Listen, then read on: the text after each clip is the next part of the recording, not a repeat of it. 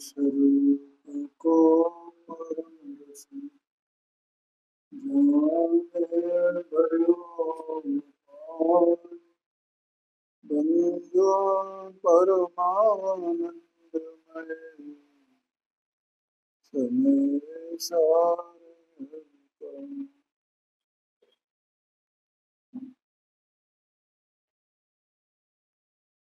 नाटक सुने सर इस याद बार तो सर्वशक्ति ज्ञान द्वार और इसका ये पूरे अधिकार का सार इसमें अलग से दिया है, तो उसका अपन वाचन करते हैं।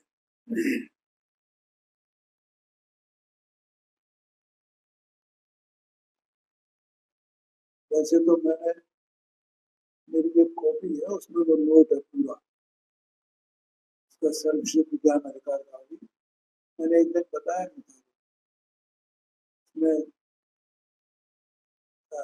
कर्म चेतना कर्मफल चेतना ज्ञान चेतना ये सब चर्चा आई है और इसमें शायद नहीं आ पाएगी इस तरह की चर्चा। तो यहाँ कहते हैं देखो अनंत काल से जन्म मरण रूप संसार में निवास करते हुए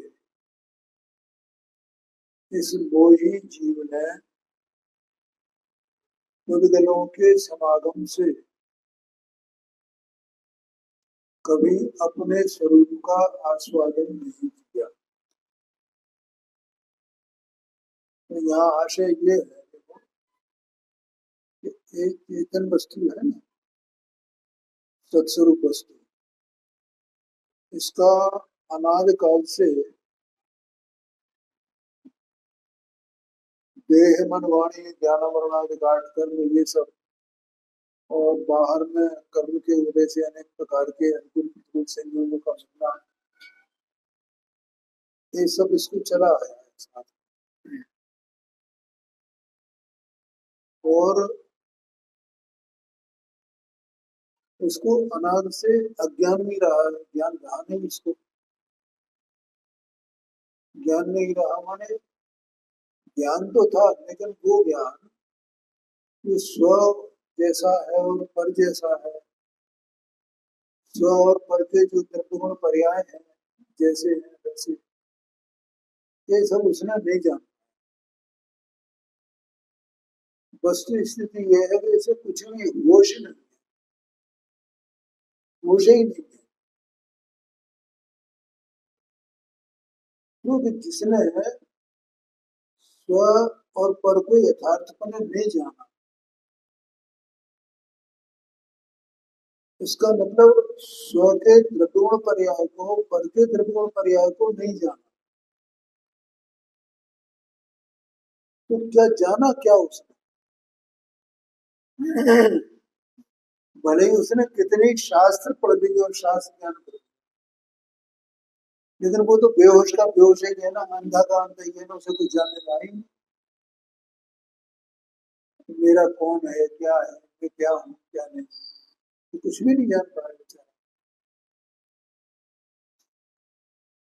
तो वो अज्ञान रहा है इसको चाहे वो भले ये देव बन गया ऊंचे से ऊंचा मनुष्य बन गया कदाचित भूमि भूमि में भी चला जाए इतना पुण्य प्राप्त कर ले नौवे ग्रह तक का देव बन जाए लेकिन रहा तो अंधा का अंधा ही। तो इसलिए उनको प्राप्त करके और इसका लक्ष्य अपने स्वभाव पर नहीं रहा ना पर पे रहा संयोगों पे रहा देह में रहा तो उन पे लक्ष्य होने से सहज में ही इसको राग द्वेष उत्पन्न हो गया उनमें इष्टानिष्ट करना तो इसका अनंत काल इसी में बीता इसी में बीता इसी में बीता इसी में अनंत अनंत अनंत अनंत अनंत अनंत अनंत अनंत कार्य में चला तो अपने स्वरूप का आस्वादन नहीं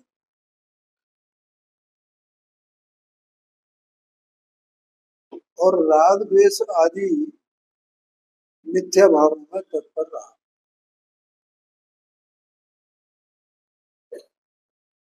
माने वो उसको सहज में ही है, इसकी स्थिति, इसकी स्थिति सहज में ही ऐसी बनी।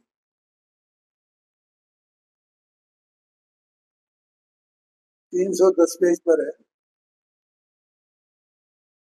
कैसी स्थिति बनी है। तो अज्ञान रहा तो मिथ्या भाव तो रहा ही रहा, और संयोगों पर लक्ष्य रहा तो राग द्वेष रह ही रहे। ठीक है।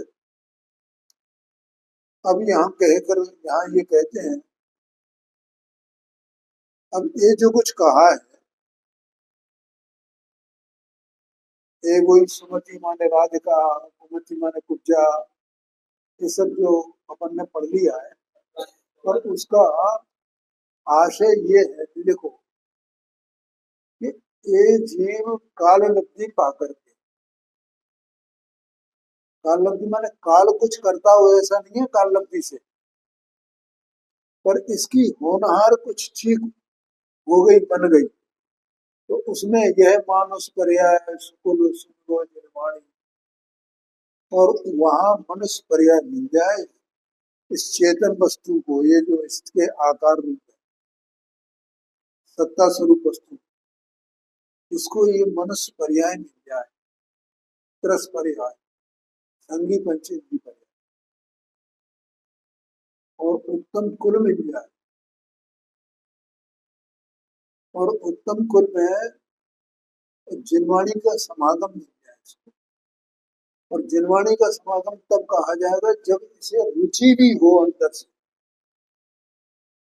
क्या कहा, बस इसको स्वयं रुचि होनी चाहिए, यही काल लब्धि है इसकी। अगर रुचि नहीं है तो काल लब्धि नहीं है।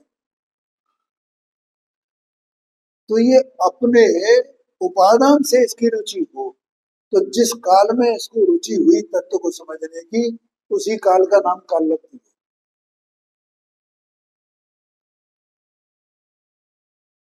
आया कि नहीं है।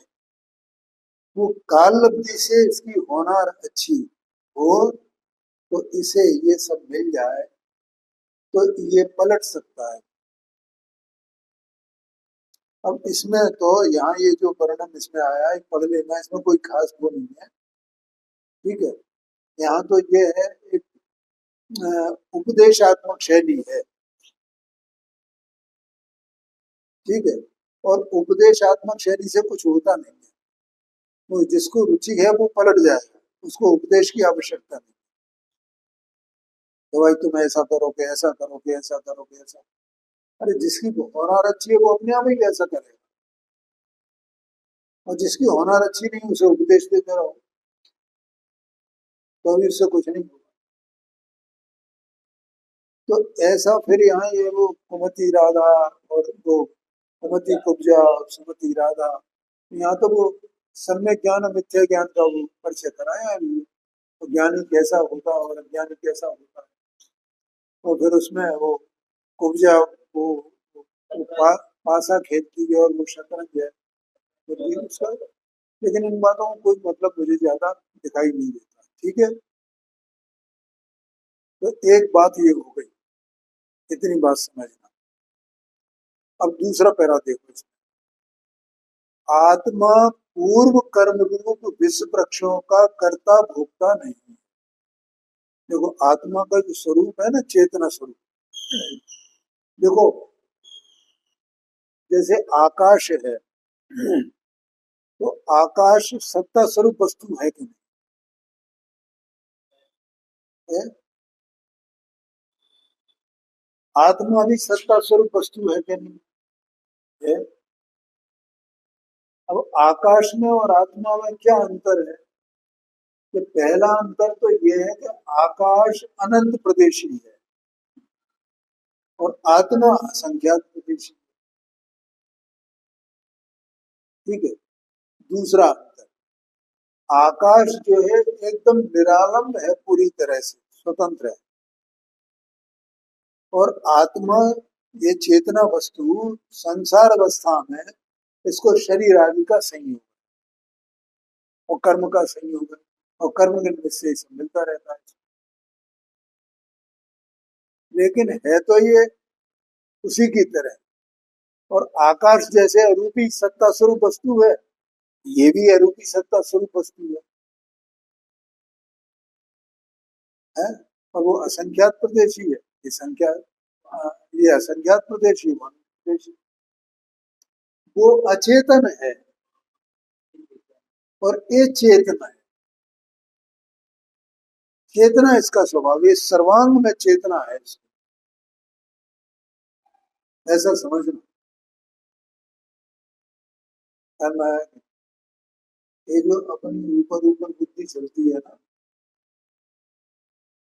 ये आत्मा का यथार्थ स्वरूप नहीं है।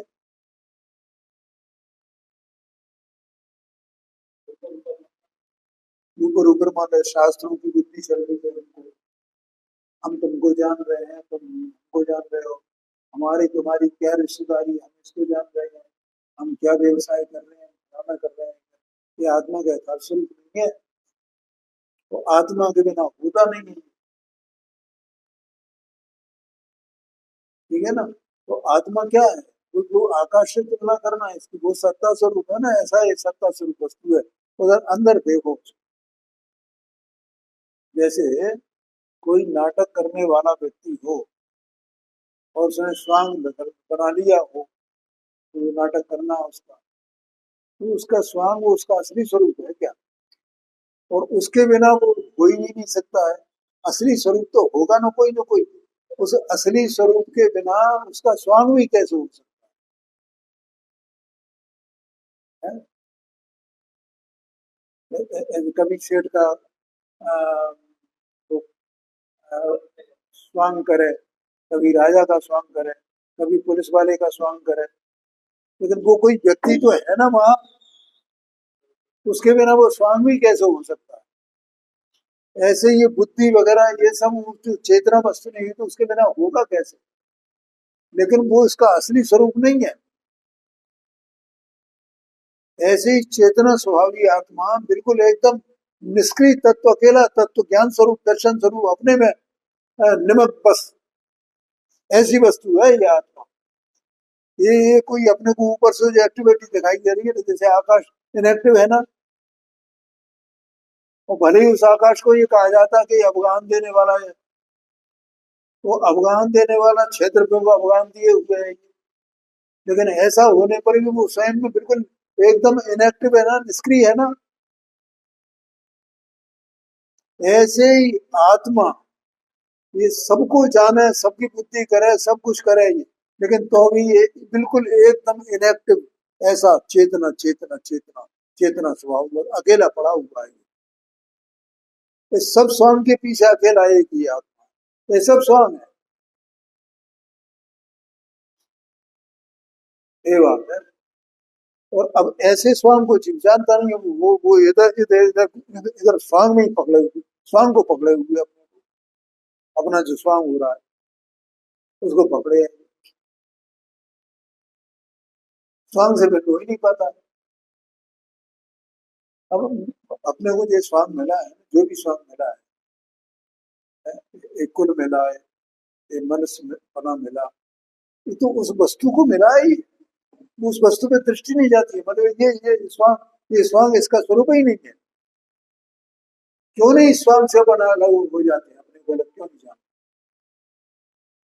क्यों मैं इस स्वांग में पड़ा हुआ हूँ? क्यों मैं अपने को मनुष्य मान रहा हूँ?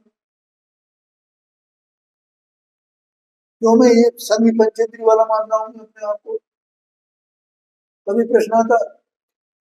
कभी प्रश्न नहीं आता। क्यों मैं श्रोता मान रहा हूँ? क्यों मैं वक्ता मान रहा हूँ? क्यों मैं ऐसा मानता हूँ, मैं ये शास्त्र पढ़ता हूँ, मैंने कुछ सीख दिया है, मैंने कुछ जान लिया है? ये सब स्वांग है, ये मुझे नहीं चाहिए। मुझे वो चाहिए जो निष्क्रिय तत्व है, तो मात्र चेतना स्वभाव जिसका स्वभाव है, ऐसी वस्तु चाहिए।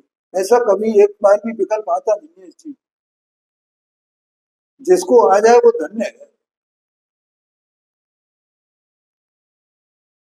आया कि नहीं है? वो उस आत्मा की बात कर रहे हैं यहाँ पर। आत्मा पूर्व कर्म रूप विष वृक्षों का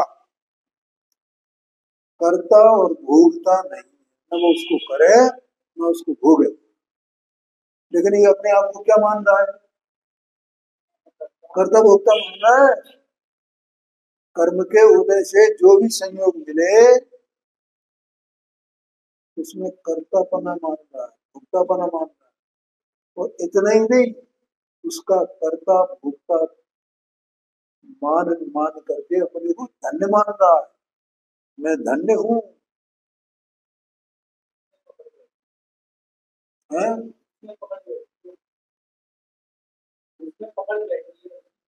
हाँ, माने विपरीत उल्टी पकड़। है ही नहीं, ये सब नष्ट हो जाए चला जाए मुझे कोई मतलब नहीं है, मैं तो इससे रहित हूँ। ऐसी दृष्टि नहीं हुई इसकी। और वो दृष्टि होना बहुत मामूली बात नहीं है, बहुत कठिन है। जिसे ये लगा कि बस ठीक है, अब स्वांग का क्या ज्ञान हो गया, कोई बात नहीं है। स्वांग है, स्वांग ये स्वांग में मेरा स्वरूप ही नहीं। बस मेरा स्वरूप तो ये है, मैं आकाश की तरह चेतना स्वभाव, चेतना स्वभाव, निष्क्रिय तत्व, बिल्कुल एकदम कुछ करने धरने वाला नहीं। ऐसा जाने उसको यहाँ था कि उन विष वृक्षों का ये वास्तव में कर्ता भोक्ता। इस प्रकार का विचार दृढ़ रखने से और शुद्धात्म पद में मस्त रहने से, ठीक है, जिसको कौन ये करेगा? तो जैसे शुद्धात्म पद की प्रतीति हुई उस स्वभाव की, उस चेतना स्वभाव की, उस निष्क्रिय स्वभाव की, उस निष्क्रिय वस्तुत्व की, कि मैं निष्क्रिय वस्तु, उसकी जिससे श्रद्धा हुई है, प्रतीति हुई है, उसका ही विचार दृढ़ रहेगा। अभी कल परसों अपन ने वो बात की थी ना, आत्मानुभव की बात आई थी। हाँ, अनुभव बना रहता है। सुबह के व्याख्यान में आया, सुबह के स्वाध्याय, अनुभव अनुभव। तो यहाँ विचार दृढ़ रखने से मतलब क्या है? एक बार जब वो अनुभव हो गया ना, तो अनुभव में ज्ञान में बनी रहती वस्तु, बस मैं ये हूँ बस। और बाकी सब स्वांग वगैरह सबका भी अनुभव उसको है, सब जानता है वो, लेकिन उसमें अपनापन नहीं है, अपना जो स्वरूप है उसमें तो उसका अनुभव बना रहता है, उसे छूटते ही नहीं है। ये कहा शुद्धात्म पद में मस्त रहने से वे कर्म समूह अपने आप नष्ट हो जाए। इसका कर्तव्य तो ये है कि ये अपने इधर अपने पक्ष में आ गया, ये अपने पाले में आ गया, और उस स्वांग का पाला इसने छोड़ दिया। बस उससे वे कर्म कर्म अब कर्म को खुराक नहीं मिलेगी। कर्म को खुराक नहीं मिलेगी माने कर्म की खुराक है राग द्वेष मोह। अब जब अपने शुद्धात्म तत्व में अपने में आ गया, अपने पाले में आ गया ये, तब राग द्वेष तो होंगे ही नहीं। और जब राग द्वेष नहीं होंगे तो कर्म भी कहाँ से जिंदा रहने वाले, वे भी सब मर जाने वाले। ये एक बात। अब यहाँ वो काम कैसे होता है, तो सम्यक दर्शन ज्ञान चारित्र क्या है, तो वो अंधा और लंगड़े का जो दृष्टांत आया था उसकी चर्चा की है यहाँ पर। और ये सब चर्चा करने के बाद मैं पढ़ लेता हूँ इसको, देखो। और वैसे तो अपन ने उस समय समझ लिया था, अंधा मनुष्य लंगड़ा मनुष्य को कंधे पर रख ले तो अंधा लंगड़े लंगड़े के ज्ञान और लंगड़ा अंधे के पैरों की सहायता से रास्ता पार कर सकते, माने दोनों मिलकर के रास्ते को पार कर लें। दो मिलकर के जंगल में फंस जाएंगे तो एक अंधा हो और एक लंगड़ा हो, तो वे एक दूसरे की मदद से रास्ता पार कर लेंगे, अपनी मंजिल पर पहुंच जाएंगे। ठीक है, ऐसे यहाँ पर एक तो है चारित्र और एक है ज्ञान, माने सम्यक दर्शन ज्ञान। ठीक है, तो ज्ञान अकेला काम नहीं कर पाएगा, जब तक चारित्र नहीं हो। और चारित्र भी ज्ञान के बिना नहीं होता है, ठीक है। और ज्ञान चारित्र, ज्ञान वैराग्य कहो या ज्ञान चारित्र कहो, एक ही बात है।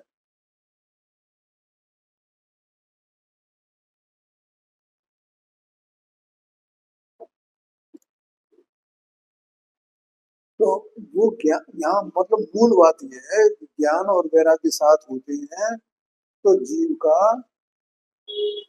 ये चटाई पीछे और रखिए उसे बिछा लो,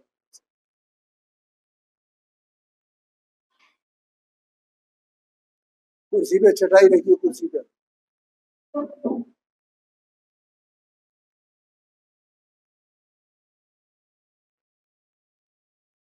माने यहाँ मूल बात यह है कि ज्ञान और वैराग्य दोनों मिलकर के मोक्ष मार्ग का रास्ता प्राप्त पार करके और मोक्ष रूपी मंजिल को प्राप्त करने, ये आशय है बस, संक्षेप में, ठीक है। और अगर वैराग्य नहीं हो, नहीं यहाँ वैराग्य की महिमा बताइए, चारित्र की महिमा बताइए। और अगर चारित्र वैराग्य नहीं हो तो जीव अकेला सम्यक दर्शन ज्ञान से क्या हो, कुछ नहीं होता। और इतने ही नहीं, देखो ऐसा भी है कि जिस जीव को वास्तव में ज्ञान हुआ है, सम्यक दर्शन सम्यक ज्ञान हुआ है, तो वो उस सम्यक दर्शन ज्ञान होने पर उतने में संतुष्टि उसे नहीं होती। वो ये जानता है कि मैं, ये मुझे सम्यक दर्शन इससे होगा क्या, उसकी दृष्टि में कोई वो उपलब्धि नहीं है। वो अज्ञान की दृष्टि में वो उपलब्धि दिखाई देती है, लेकिन ज्ञान की दृष्टि में वो कोई उपलब्धि नहीं है। वो कहता है जब तक वैराग्य नहीं होगा तब तक कुछ है ही नहीं। उसे वो सम्यक दर्शन ज्ञान का कोई भी उसके अभिमान नहीं है उसका, कि मैंने बहुत बड़ी जंग जीत ली है। यद्यपि अज्ञान की दृष्टि से देखा जाए तो सम्यक दर्शन एक बड़ी जंग जीतने के समान है, लेकिन इतना होने पर जैसे वो ज्ञानी हो गया तो वो उसमें संतुष्ट नहीं होता। अब वो कसमसाता रहता है, कैसे मुझे वैराग्य प्राप्त हो, कैसे मुझे ये चारित्र प्राप्त आया क्या नहीं है। अब इससे अपन ये स्थिति समझ सकते हैं कि जैसे कोई जीव सम्यक दर्शन प्राप्त कर लिया, ठीक है, और सम्यक दर्शन प्राप्त करने के बाद अब जैसा पंचम काल जैसा काल, और उसमें कोई जीव सम्यक दर्शन प्राप्त कर ले और उसको उसको स्वर्ग आयु की का बंध हो जाए और स्वर्ग में पहुंच जाए, तो वो सम्यक दृष्टि तो है, तो स्वर्ग में पहुंचना उसे सुहाएगा। क्यों? हाँ। अब वो कितना मतलब सागरों तक, कम से कम जो है जैसे सौदागर है, तो वहाँ कम से कम आयु कितनी होगी, जो सागर, कितनी सागर, जैसे ना, सौदागर की 2 सागर की आयु अधिकतम शायद, तो 2 सागर की आयु। अब 2 सागर कोई छोटी मोटी, छोटी मोटी वो आयु है क्या है? कर अरबों खरबों वर्ष निकल जाए उसमें, तो बोलो उसे कैसे स्वाद। चारित्र माने स्वरूप में रमणता, अतीन्द्रिय आनंद के फव्वारे, इसका नाम चारित्र, इसका नाम वैराग्य। वो ये चाहता है वो चीज तो मुझे ये हो, तो इसलिए ऐसा नहीं समझना कि सम्यक दर्शन प्राप्त कर लिया तो बड़ी जंग थी, वो उन्हें बिल्कुल नहीं सुहाता है, नहीं उसमें।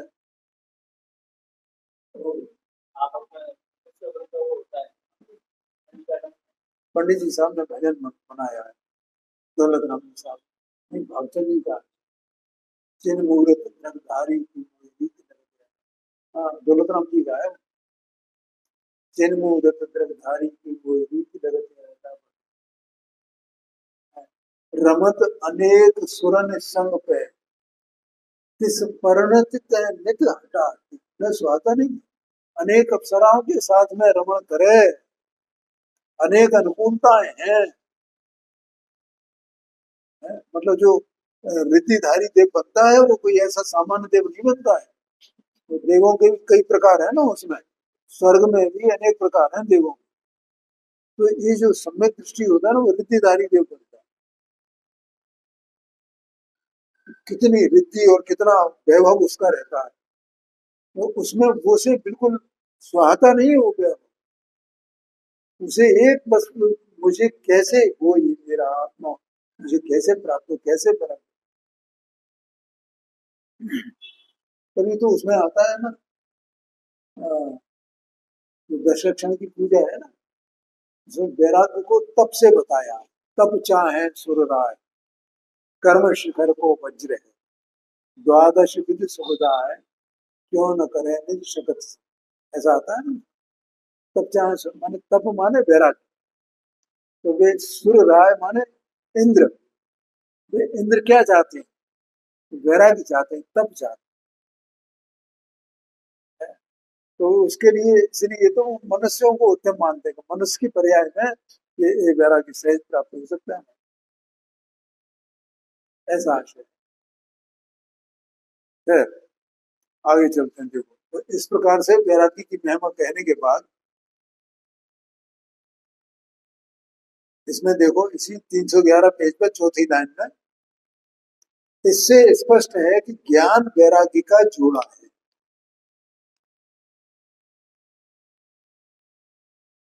फल क्रिया में लीन होने की जैन मत में कुछ महिमा नहीं है। क्रिया में लीन होने की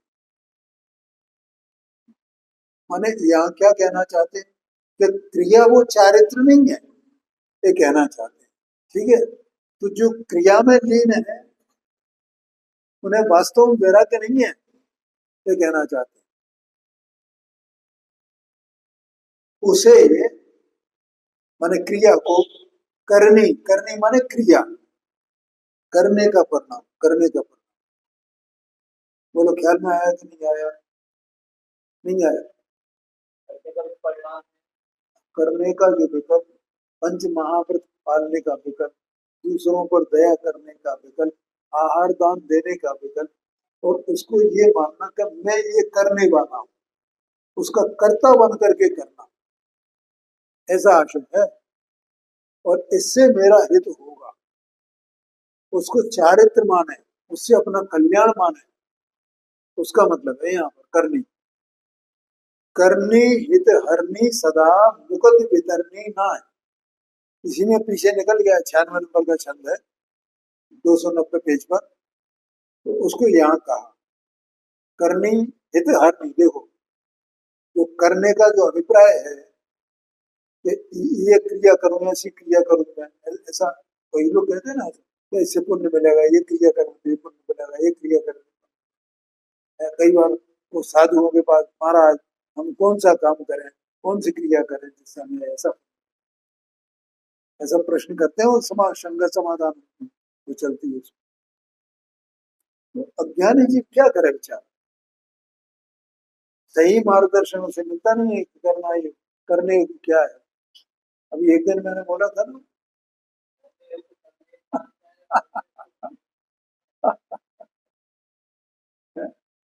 जो करने योग्य है उसे तो होने योग्य मानता है, और जो होने योग्य है उसे करने योग्य मानता है। कैसी विपरीतता है। करने योग्य तो भेद ज्ञान है, अपने स्वरूप की प्राप्ति करना है, उसमें निमग्न होना है? उसका श्रद्धान करना है, ज्ञान करना है, आचरण करना है,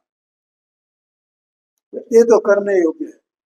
तो इसे तो मानता है ये तो होने योग्य है। और जो होने योग्य है, पंच महाव्रतादि की दशा, प्रतिमाओं की दशा, ये तो अपने स्वकारण से स्वकारण हो ही है। तो अपने अंतरंग में अपनी अपनी क्रिया से, अपनी क्रिया माने स्वभाव का अवलंबन,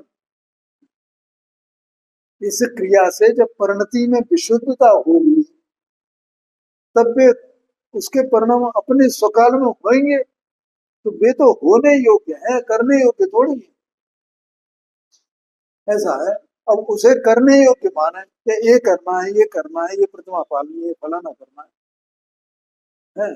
और जो करने योग्य उसे क्या, अभी ये करने से वो हो जाएगा, सम्यक दर्शन हो जाएगा, उससे सम्यक ज्ञान हो जाएगा। कैसे हो जाएगा? तो करनी हित हरनी सदा मुगध वितरनी ना कहा है, इसलिए ज्ञानी लोग ज्ञान गोचर और ज्ञान स्वरूप आत्मा का ही अनुभव करते हैं।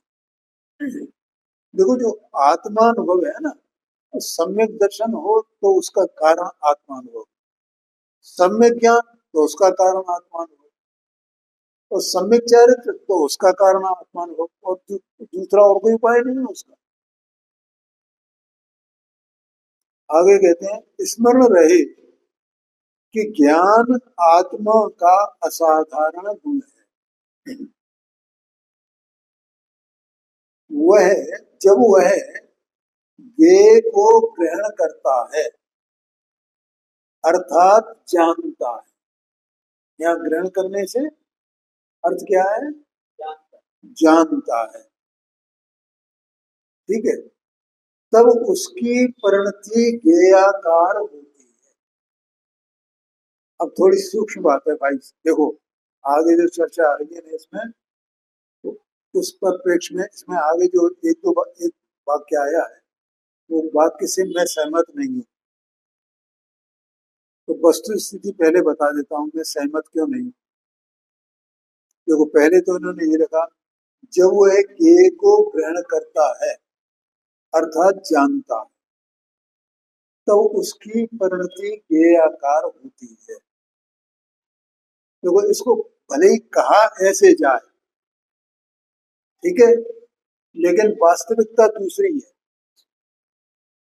वास्तविकता क्या है? वास्तव नहीं, अभी मैं बता रहा हूँ। वास्तविकता ये है, जैसे देह से भिन्न ये आत्मा अंदर पड़ा हुआ है ना, और इसका ज्ञान गुण है ना, ज्ञान शक्ति है, और वो ज्ञान गुण का परिणमन अभी चल रहा है कि नहीं चल रहा है? चल रहा है।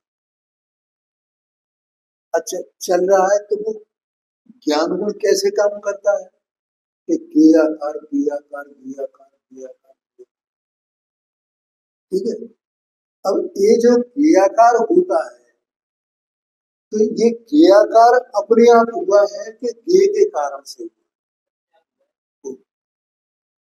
अब एक बहुत सूक्ष्म बात है, ये ज्ञेयाकार अपने से हुआ है, ठीक है। अब ये जिस ज्ञेयाकार को हुआ है उसी काल में वो ज्ञेय उसमें निमित्त है। तो बहुत सूक्ष्म बात है, ये ज्ञेयाकार अपने से हुआ है कैसे हुआ? हाँ, ये क्रियाकार अपने से अपने से अपने से अपने से, और उस काल में भोग होगी भोग होगी भोग होगी, है ना? अभी तुम खनिया धाना गए थे ना, और तुम यहाँ बैठे हो, तो खनिया धाना तुम्हारे सामने तो नहीं है ना, लेकिन अचानक तुम्हें खनिया धाना का विकल्प आ जाए, तो इसका मतलब तुम्हारा ज्ञान अपने आप उस खनिया धाना के आकार रूप परिणमन कर गया है। तो वो खनिया धाना उसमें निमित्त बन गया। तो खनिया धाना है एक जगह है इस नाम, तो खनिया धाना के कारण से तुम्हारा ज्ञान उसके आकार रूप परिणमा, या वो अपने ही स्वकाल में उस रूप से परिणमा। बस ये बात है, ये बहुत गहरी बात है। इसलिए ऐसा नहीं है जब वो के को ग्रहण करे तब परिणति के आकार हो। यहाँ लिखा है ना,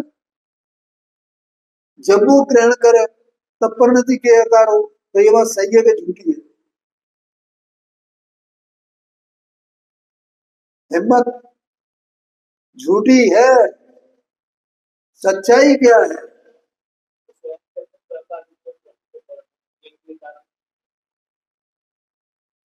ये सच्चाई है भैया, बहुत मुश्किल बात है। और अपना ज्ञान है ना, हर समय हो रहा है ना क्या था, हो रहा है ना क्या। तो ये देखो, इस ऐसा कोई जाना है जीव, तो उसकी दृष्टि अपने ज्ञान स्वभाव पर अपने आप है। लेकिन जीव ऐसा नहीं जानता है, वो कैसा मानता है कि मैं गे के कारण जान रहा हूँ, गे के कारण जान रहा हूँ, गे के कारण। अरे मैं अपने कारण से जान रहा हूँ, गे के कारण से नहीं जान रहा हूँ मैं।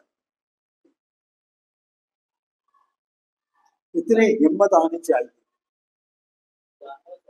हाँ, और उधर दृष्टि आनी चाहिए, मैं कैसी ज्ञान स्वरूप वस्तु हूँ। ऐसा ज्ञान में सर्वांग, अकेला पूरा का पूरा ज्ञान ज्ञान ज्ञान ज्ञान ज्ञान, ज्ञान से भरा हुआ पूरा मैं आत्मा हूँ। उधर दृष्टि आनी चाहिए। और ये वास्तविकता है, कोई झूठी मूठी बातें नहीं है, कोई कहीं से ऐसे कैसे कहती गई। ये तो जैन धर्म है क्या चीज यही पता नहीं है। लोग तो आगे पूजा कर लिया, प्रचार कर लिया, और भैया कुछ थोड़ा सा नियम संयम कर लिया तो उसे जैन धर्म ये है। अभी वो ये यहाँ किताब रखी थी ना, जैन धर्म को पहचानो, वो सब इसमें उसकी बातें रख दी है उनने।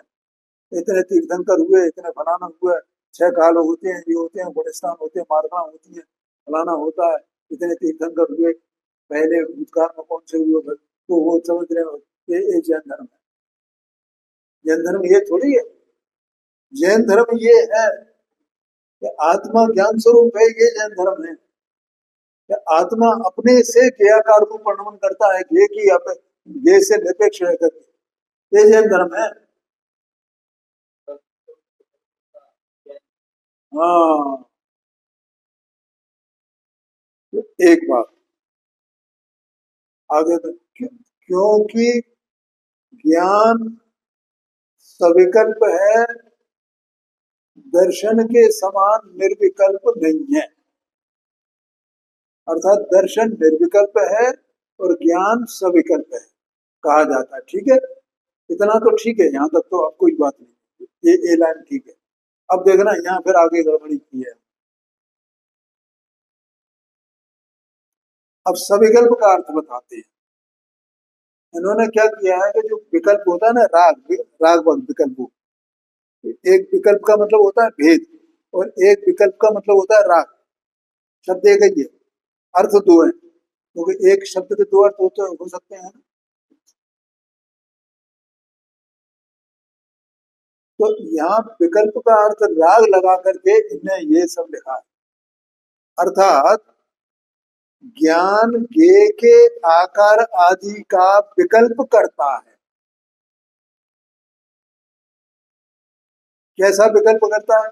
ये छोटा है, ये बड़ा है, ये टेढ़ा है, ये सीधा है, ये ऊंचा है, ये नीचा है, ये गोल है, ये त्रिकोण है, ये मीठा है, ये कड़वा है, ये साधक है, ये बाधक है, ये हे है, ये उपादेय है, इत्यादि। ये झूठी है पूरी पूरी बात।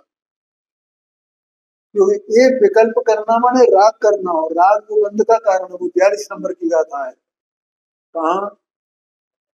प्रवचन साधन। इसको ज्ञेयार्थ परिणमन क्रिया कहा। लेकिन ज्ञान जो ज्ञान है वो ऐसी ऐसा विकल्प नहीं करता है। ज्ञान में आकार बनते हैं ना, उसका नाम ही विकल्प है। लेकिन ये टेढ़ा है, ये सीधा है, ये खट्टा है, ये मीठा है, ऐसा विकल्प ज्ञान में नहीं होता है। हाँ, ये रहा है। हाँ, ज्ञान तो मात्र उसके आकार रूप, आकार रूप, आकार रूप, आकार, निर्विकल्प निर्विकल्प। अब देखो, केवल ज्ञानी परमात्मा है क्या नहीं? तो उनके भी ज्ञान है क्या नहीं?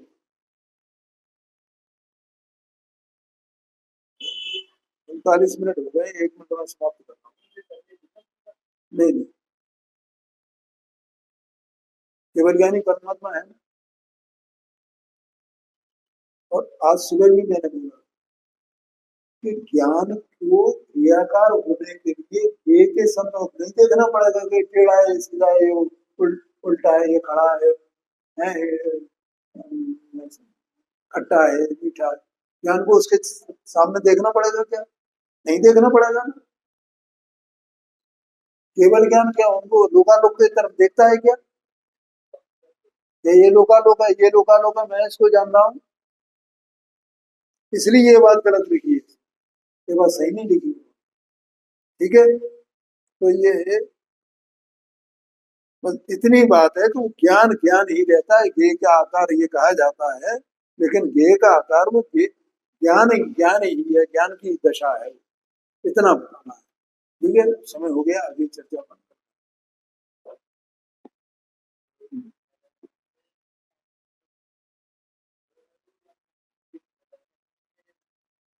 तेरी सना गई।